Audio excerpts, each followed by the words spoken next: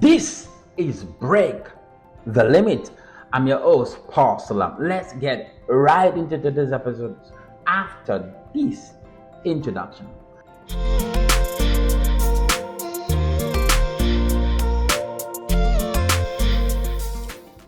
Now, dominance is never permanent without an adequate effort, innovation, and adaptation. Even the strongest can fall, yes. Nokia rise and fall is a proof that your past success is not a lifestyle guarantee of future relevance. Back in the late 90s and early 2000s, Nokia was not just a brand, it was the brand. It was an household name across continents, a status symbol in cities and villages alike. Known for its durability and long battery life, user-friendly design, Nokia became a global icon, a symbol of mobile technology. Their devices weren't just a tool for communication, they were a part of our daily life. By 2007, Nokia wasn't simply making phones, they were making mobile command centers. The Nokia E90 communicator was a prime example of their engineering ambition, and a device with a full quadrille, a keyboard that makes typing long messages and document email effortless, a dual screen so you could switch between compact phone mode and the mini laptop setup, where the first to do it.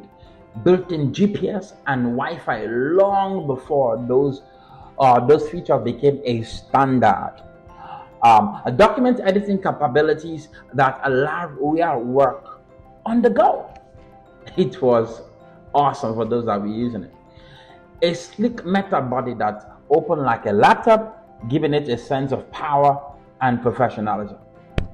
While others were still struggling and playing snake, Nokia was enabling people to run business from their pockets. Even if you own one, you are not just flexing, you are leading. At that time, it feels like nothing could shake their market share, their position. But the shift came faster than anyone expected. Let me tell you why. Now, reasons for decline. Number one, ignoring the touchscreen revolution, the touchscreen shift. In 2007, Apple launched the then iPhone.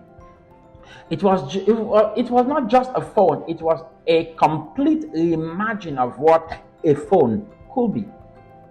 Instead of a physical button, it offered a large multi-touch screen that made browsing, typing, navigation intuitive.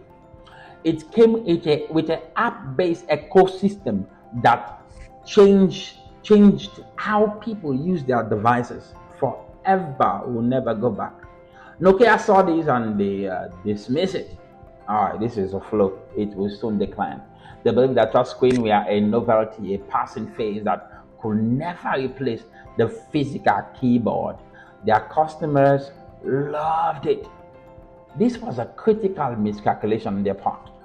Consumers quickly embraced touchscreen for their large display, faster navigation, and adaptability, which Nokia, they failed to do the same. By the time Nokia released competitive touchscreen device, Apple and Android manufacturers have already cemented their lead. Nokia was not just late to the party, they arrived when the seats were already taken. Number two, sticking too long with Symbian OS. For years, Symbian was Nokia pride, a powerful operating system with deep functionality.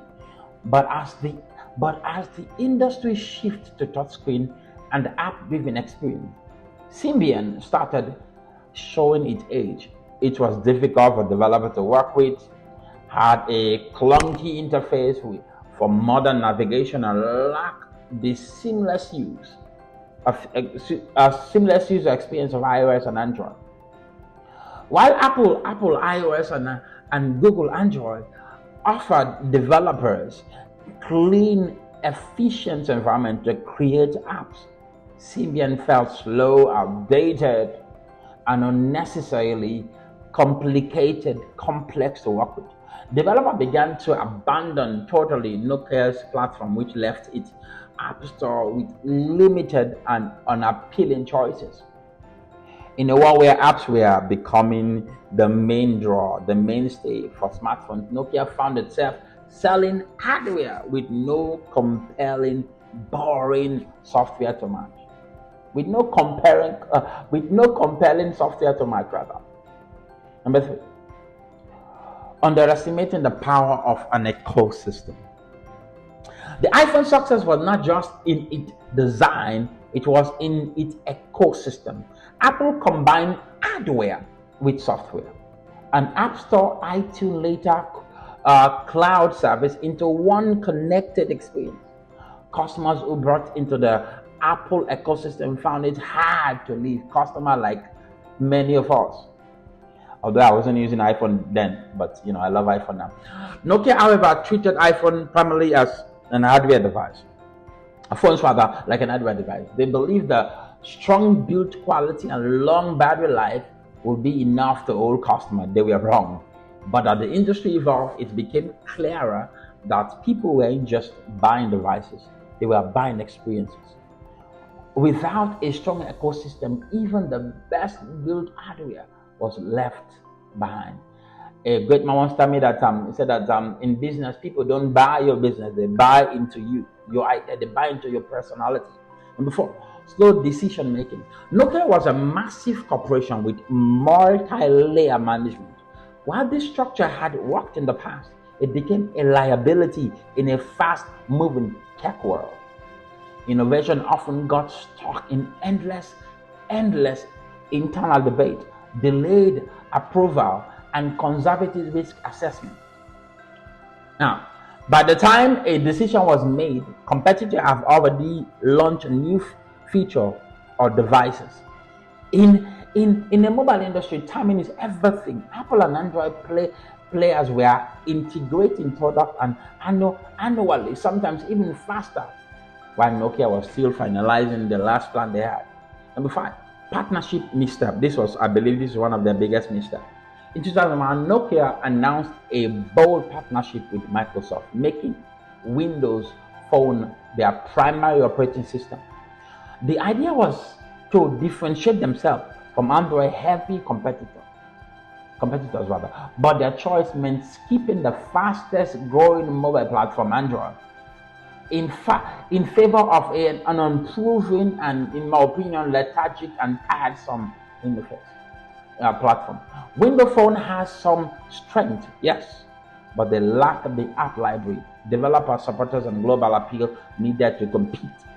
By the time it became clear the partnership wasn't working, Nokia market position had eroded too far for them to recover. They never recovered from that.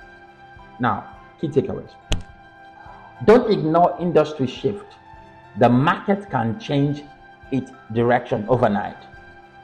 Adapt your tool. Number 2, adapt your tool to the time. Even if sometimes it's believed, it can quickly become obsolete. Beloved, rather, even sometimes it's beloved, it can quickly become obsolete. Even if people like it, it can be obsolete. Number 3 or number 4, ecosystem matter. In a modern world, people buy into experience, not just hardware. Number 5, I think 5 or 6, speed matter. Moving too slow can be more dangerous than making a mistake. Moving too slow can be more dangerous than making a mistake. Our practical application for today. For leaders and ministers in organization, watch the signs of change closely. Evaluate new trend, not from bias, but from understanding. Build beyond your product. Create a system and community rather that keeps people connected to your work. That's what all these other companies are doing now. They learn from that. Next point, keep your structure flexible enough to act quickly when change is needed. Final thought for today from this episode of Nokia. Nokia's story is a reminder that market leader is not a permanent title. Being a market leader is not a permanent title. It's a position you must fight to keep. They have the technology, they have the brand, they have the name, they have the customer but they lost touch with where the world was going. They lost touch where everything was going. In business and ministry,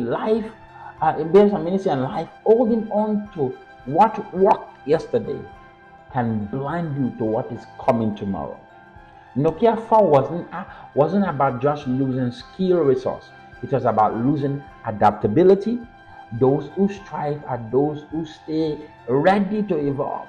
Even at the height of your success, it's very important to listen, watch, learn, and make correction when needed. Don't be know it all and be all. There are some times and many times you need to listen and make changes when needed.